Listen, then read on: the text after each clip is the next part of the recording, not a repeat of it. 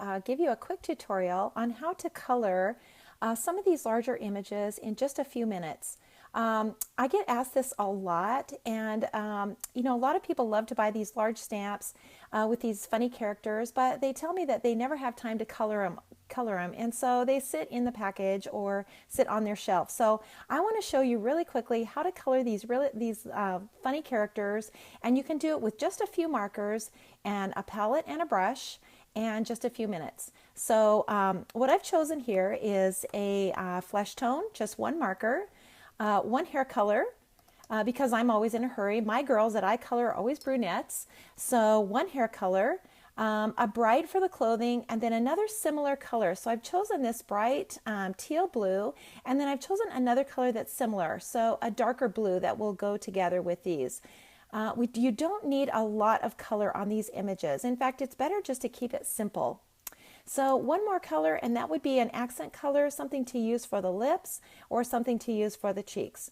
So I've started out by adding the color to my palette, and this is just the marker scribbled on the palette just like this.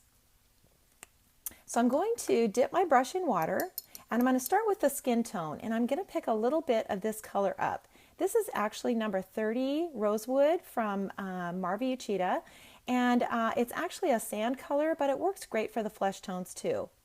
So I'm going to start out by adding this color to the image. And what you want to remember, this is really important, is the life of the character is this small area right here where the eyes and the nose are, this little triangle. And it's really important to leave that uncolored. This is how you can keep your characters being more animated.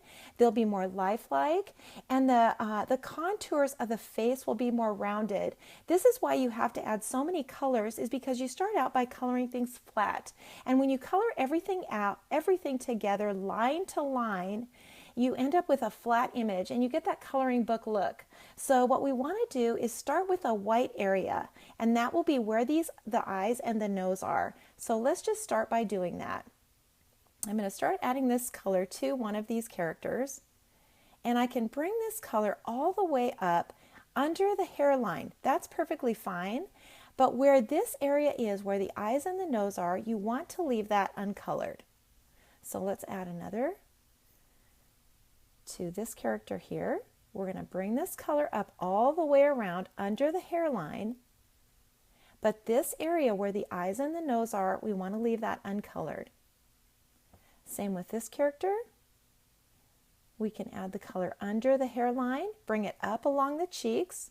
But this area in here, we want to leave that uncolored. Same with her. We can drag this color all the way up to the top, but we want to leave that open. This also is stamped in Stays On. I should have mentioned that in the beginning. This is stamped in Stays On, so we're not going to have any trouble with this bleeding. This is a solvent-based ink, so it's the opposite of the watercolor markers that we're using. So this is stamped in a solvent ink, and it's stamped on the smooth side of the watercolor paper. There's a textured side and a smooth side to the watercolor paper, and I'm using the smooth side, so the back side. So I've stamped that image in the Stays On, and now I'm adding the color to it. The nice thing about a brush too is that you don't have any marker lines, so the color goes on really, really quickly. I've moved down now to the arms and the legs, and see how quickly this color goes on. This is so fast and easy. When you've got to make a card in 5 minutes, like I normally do, you can do that. Or you can spend a lot of time coloring if you like to. A lot of people love to color, it's their therapy. But for those of us who are always in a hurry and need a card quickly, this is a great option. And watercolor markers, generally speaking, are pretty inexpensive, and so that makes it even better. So I'm going to do this again now. I've added one coat of color to these little girls, and now I'm going to do it again, and I'm going to just start a little bit lower. So down here on the neckline, and I'm going to drag the color up a little bit, and I'm not going to go all the way to the top. So I'm just going to make another pass a little lower. And you can see I'm adding water each time that I go to pick up the color. So I'm going to drag this color up with this girl also. You can go under the hairline again, That's going to be a little darker, but this area where the eyes and the nose are, you want to keep that open. I know it's hard to do. We learn to color in the lines from the time we're little, and now we have to unlearn that. But I promise you, you will be so much happier with how these characters turn out if you just do these little tricks. It makes such a difference. Okay? So you can see there's already more contour to the face. This is way more highlighted. The girls look a lot more animated, like there's motion, and that's because this area is lit and it's highlighted. So let's take a little bit of this red now, and this can be any color. I'm using red, but you can use pink or whatever you have. And I'm going to brush in a little color now for the cheeks. You don't have to stress out about this. This is just easily done. Just a little highlight. The nice thing about a palette too is that you can get a large gradient of color. So you can go from dark to light just by using more water. So the more water you add, the lighter the color is. So you can also mix any flesh tone, any ethnic color, just by adding a little warm brown to your flesh tone or cool brown to your flesh tone. So you can mix all of those colors by yourself on a palette. You don't need a marker for each one of those. So I'm going to take a darker color now, so just more pigment, and I'm going to add color to the lips. And I figure these girlfriends are going to have some bright lipstick on. Okay, that's finished. So now let's go on to the hair. And we're going to add color to the hair. And I've chosen this sepia color just because, like I said, my girls are always brunette because I'm always in a hurry. So I'm going to start by brushing this color on. And what you want to remember, this is the easiest thing to remember when it comes to highlights, is that it's always 12 o'clock. Always just imagine it's 12 o'clock noon. The sun is coming directly down on top. And so what that means is that there's a white border at the very top of the head. You should just do that as a rule anyway. This will add a lot more life to your images. And like I said before, we're trying to avoid that coloring book look. And so that just means we need contour to the faces. So I'm going to go on to the next girl. Follow the line of the image with your brush, but don't color all the way to the top. Just leave that highlight on there. You'll be so much happier with how things look. So follow the contour and just brush the color on and leave that white highlight. Finish up here.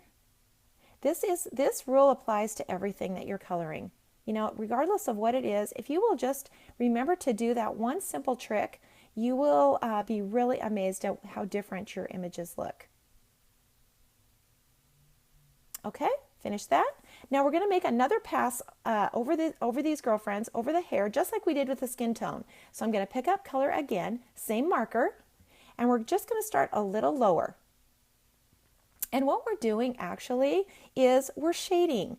And if the sun is directly overhead, as you come down with a color, you're actually shading without really thinking about it. And the color is going to get darker and darker as we go.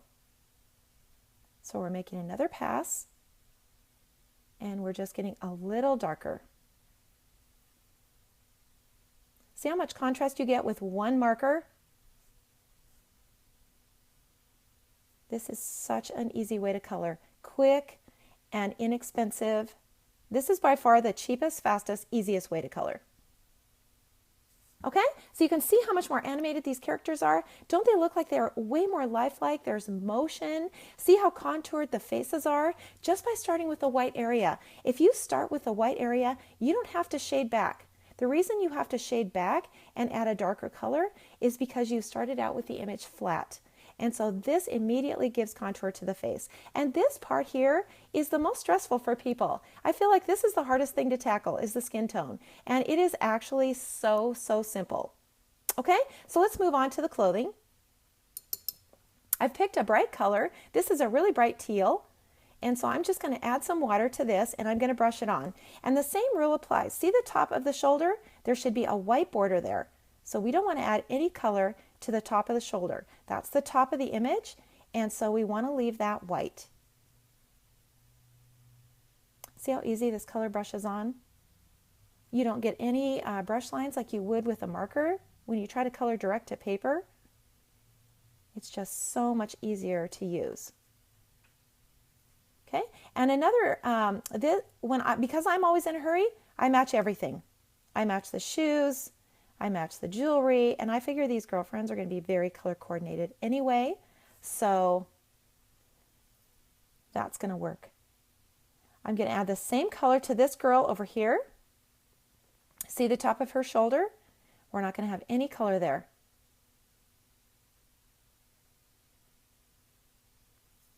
Then we're going to dip the brush and we're going to color coordinate her as well.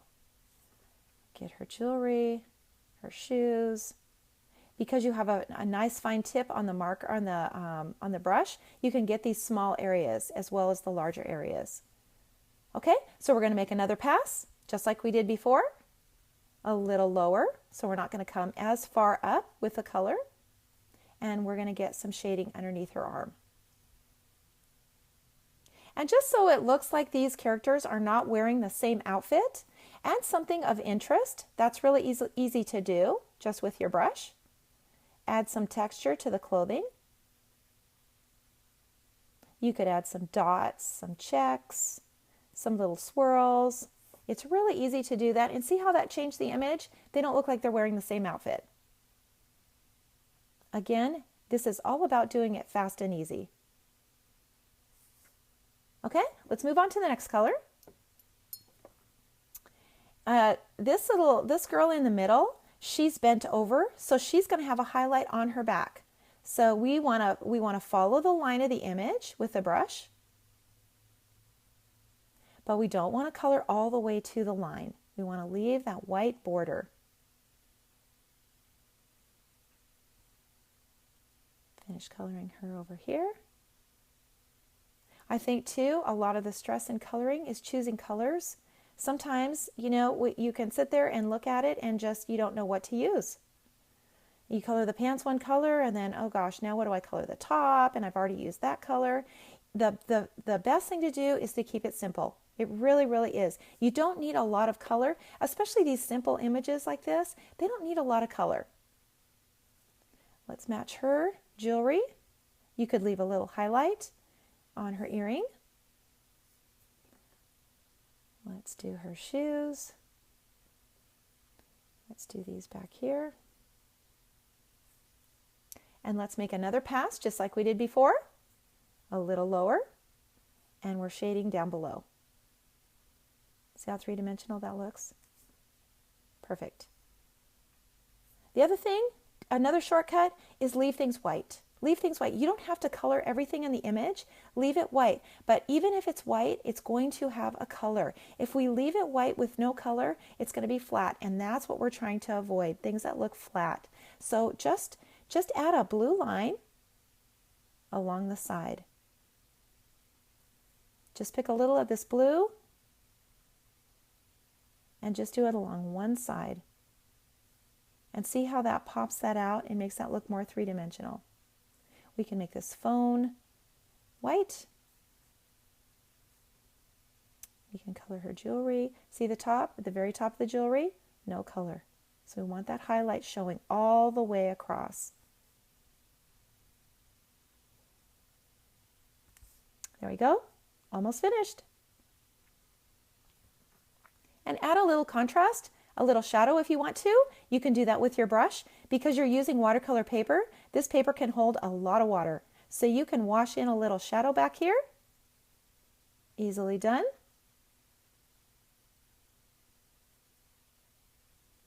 And your girlfriends are finished. 5 colors, about 5 minutes.